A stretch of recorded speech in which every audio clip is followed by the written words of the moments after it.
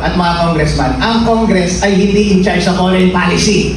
Ang in charge sa foreign policy ay ang Executive Department, ang Presidente ng Pilipinas. Huwag kayong gumawa ng mga bagay-bagay na labas sa saklaw ng mga tungkulin ninyo. Bakit hindi kayo mag-focus sa tungkulin ninyo? Anong tungkulin ninyo? Paandarin ang impeachment case namin. Doon kayo mag-focus. Hindi kung ano-ano ang mga pinapakialaman ninyo. My best friend, King George, ito ang mensahe ko para sa'yo. Sundin mo ang batas. Nasa Omnibus Election Code na once mapili ang ating automated election system na ipakita mo ang buong sistema including ang source code sa taong bayan, major political parties and groups. Ginawa niya ba yan noong 2025? Hindi.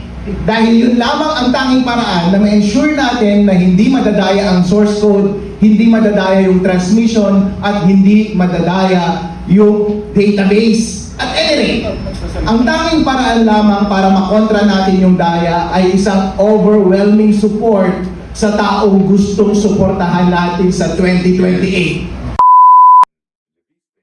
Ano man po ang mangyari, meron pa ba, Attorney Harold, na pamamaraan para magkaroon ng boses ang ating taong bayan pagkatapos nitong impeachment? Attorney Yvette, are you suggesting a people power revolution? Hindi naman po. Ang iniisip ko po ay ang darating na 2028. Democratic process pa rin. Democratic process pa rin po tayo, sir. Paano yan yung mga nag-iinit na natin mga kababayan katulad ko? Na Na gusto namin ng pagbabago ngayon pa lang. Gusto nyo bang matanggal si BBM ngayon pa lang? Yes! Gusto nyo bang matigil ang korupsyon ngayong araw pa lang ito? Yes! Sayang, impeachment sana yun, hindi ba? Yun lamang ang tanging paraan na ibinigay ng ating konstitusyon para sa atin na maayos, intra-constitutional. Pero ipinagkait pa nila sa atin. Pinipilit ba nila tayo na mag-avail of extra-constitutional process? Gusto ba nila nga mag-take up arms tayo? O diskarte yan ng mga makakaliwa? Or gusto nila people power revolution? Yeah, pare! At any rate, mga kababayan, kung sabi nga ni Atty. Yvette, kung paabulin natin to sa 2028, alam na ninyo kung sino ang iboboto ninyo at huwag ninyong iboto itong mga kurap na ito na nasa administrasyon at mga kakampi nila. Ilista ninyo kung sino ang mga kakampi nilang senador, mga congressman na tumatahimik ngayon. Sabi nga ni Miss Penny, mga pipi itong mga ito. Mga pipi, bingi, sa English, dumb. Sabi ko nga, hindi lang pipi, mga pepe. Sa mga pepe na gusto ko, ang gusto ko lang na pussy ay yung sa ex-girlfriend ko at si Meow Meow. Sila lang ang pusa na gusto ko. Pero lahat ng mga nasa administrasyon na ito, mga pepe. Ikakat wala tayong reservation. So, ang tanong ko lang, sir, at kasi may issue ngayon sa Senado, no? Itong kinasasangkutan ng, ano ba ito, Coast Guard natin. Pagkatapos na nagbigay ng mga pahayag itong mga matatapang natin, mga senador. Pero itong side natin, so hindi sila bumoto doon sa ano na yan, at yung 15 yung bumoto doon sa so ano mo dyan, sir, dahil nga siyempre marami ng issue itong ano na ito. Alright, nagtanong si Idol sa ginawa ng ating Senate ngayon na naglabas ng resolusyon na ipinagbabawal nila ng yung mga elemento ng China dito sa Pilipinas. Hoy, mga senador at mga congressman, ang Congress ay hindi in charge sa foreign policy. Ang in charge sa foreign policy ay ang Executive Department, ang Presidente ng Pilipinas. Huwag kayong gumawa ng mga bagay-bagay na labas sa saklaw ng mga tungkulin ninyo. Bakit hindi kayo mag-focus sa tungkulin ninyo? Anong tungkulin ninyo? Paandarin ang impeachment case namin. Doon kayo mag-focus. Hindi kung ano-ano ang mga pinapakialaman ninyo. Wala namang effect yan, resolution yan, hindi yan batas. Kung talagang gusto nila ng isang measure na may actual na repercussion and consequence sa international relations, dapat issued yun ng Executive Department, hindi ng Senate. May mga katanungan po na umabot sa amin na since hindi po tinanggap ng Congress, ano po, ang Senate po ba pwede po mag-stand Kasi hindi na tinanggap regarding sa impeachment. Then ang tanong din nila regarding din sa mga nangyayari sa bansa, ano po ang stand ng judiciary? Kasi buong Pilipinas po ang apektado dito, hindi lang naman tayo lang nandito. So ano po ang stand ng judiciary po? At ang Senate po, ano magiging stand nila sa hindi pagtanggap ng sustainable impeachment complaint sa Congress? Which is halata naman na gumawa sila ng hindi tama, labag sa batas. So ang Senate po ba, pwede ba mag-stand para pakinggan din ang tunay na impeachment ng taong bayan? Thank you so much po. Masyado pang maaga at this point para gumawa ng stand ang Senate. Kapag susundin natin yung proseso ng ating konstitusyon, kailangan manong umandar doon sa Committee on Justice. Kapag hindi na-dismiss yun, kailangan i-present sa plenary ng House yung boto bago umakyat sa Senate. Pagdating naman sa boses ng Supreme Court, ang dami mga petition na sinasampa sa inyong opisina laban sa administrasyon na ito. Pwede bang paandarin ninyo, please?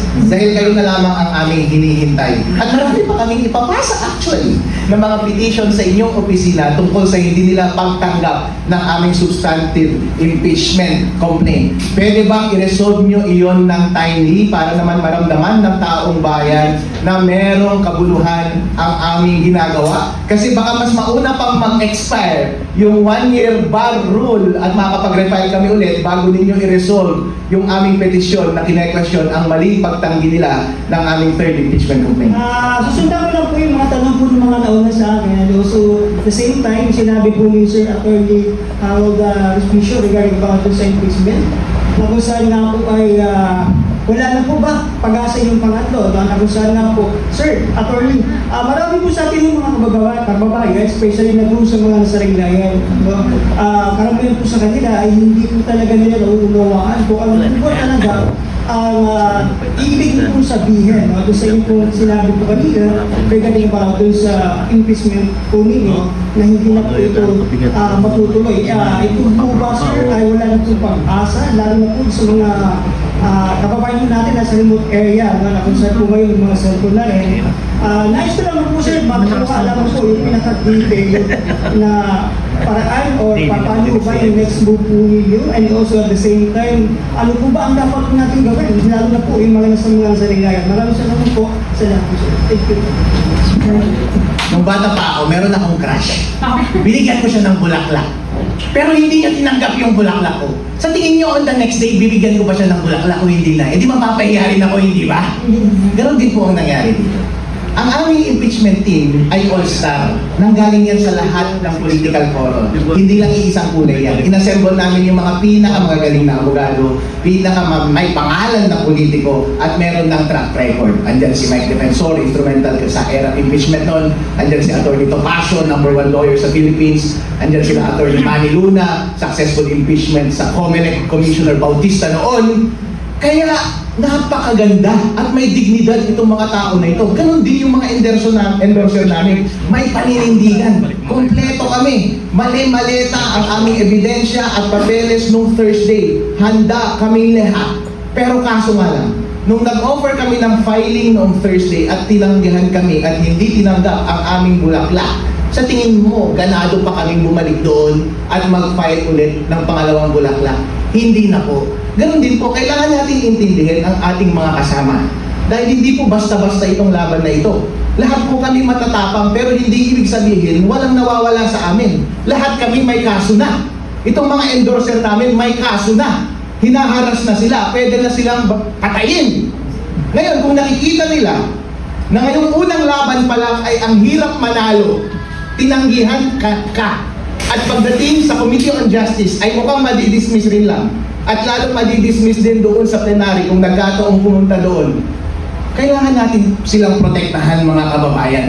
Kaya kailangan natin silang intindihin at kailangan pa rin natin silang pasalamatan dahil sila lamang ang naging matapang na magpresenta ng substantive impeachment complaint laban kay Presidente Bongbong Marcos. Kaya nagpapasalamat ako kay Mike Defensor, Atty. Ferdy Topacio at sa aming mga endorser. Ayaw ko na lamang kayong pangalanan dahil alam natin na pinoprotektahan namin kayo dahil ihaharas kayo ng administrasyon na ito. Pero salamat sa kape, salamat sa opisina, salamat sa hopya, At maraming salamat sa iyong presensya noong Thursday, noong araw na iyon. Huwag po kayong malungkot mga kababayan dahil marami pong sunod-sunod na kaso na lalabas laban sa administrasyon na ito at laban sa mga tumanggi ng aming maayos na filing noong Thursday. Hanggang sa huli po, kapag hindi po tayo susuko, mapapanagot pa rin natin ang ulo ng korupsyon na ito na si BBM. Kaya hanggang ngayon, ganadong-ganado pa rin ako na magpakita at magpatuloy sa ating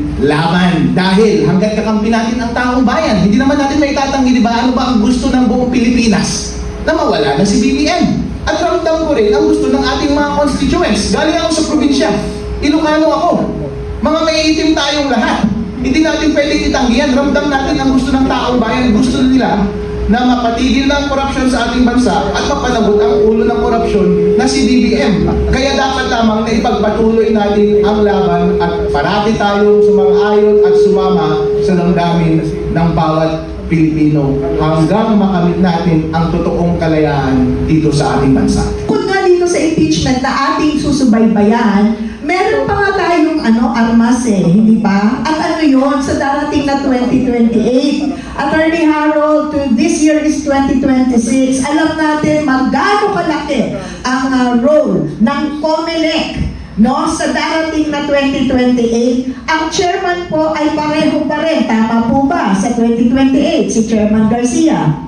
Tama po. At sa nang nakaraang taon, alam ko po, naging malakas ang inyong loob para i-call out ang COMELEC dahil po dito sa sistema ng ating automated machine, counting machines, pati yung sistema ng ating pagboboto.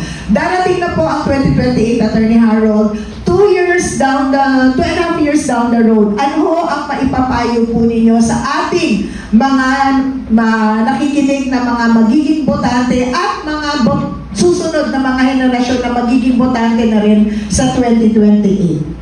My best friend, King George, ito ang mensahe ko para sa iyo. Sundin mo ang batas. Nasa Omnibus Election Code na once mapili ang ating automated election system na ipakita mo ang buong sistema including ang source code sa taong bayan, major political parties and groups. Ginawa niya ba yan noong 2025? Hindi.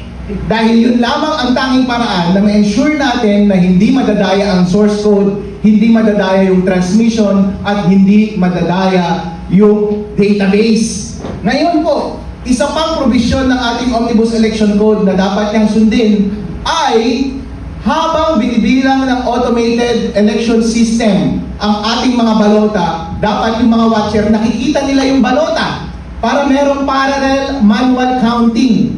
Para kahit merong nakatanim na daya doon sa source code, doon sa transmission, or kung meron silang gagawing daya sa database, ay merong armas ang mga watcher na ipakita na meron talagang malawakan na daya na nangyari. Ito ay hindi pa rin sinunod ni best friend King George nung nakalaang eleksyon. Kapag sinunod niya ang dalawang bagay na ito sa 2028, ay magkakaroon tayo ng reasonable confidence na may iaangat ang kredibilidad at integridad ng ating eleksyon. Pero kung ayaw pa rin gawin yan ni Chairman George Garcia, dapat i-impeach na rin natin siya. Susunod natin yan i-impeach si Chairman George Garcia.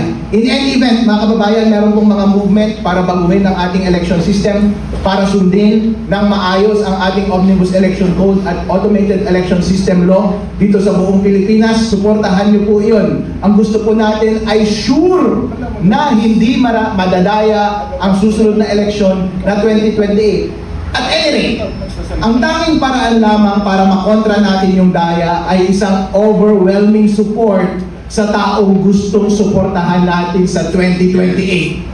Alam na ninyo kung sino ang gusto ninyong suportahan, hindi ba? At ang tanging armas lang namin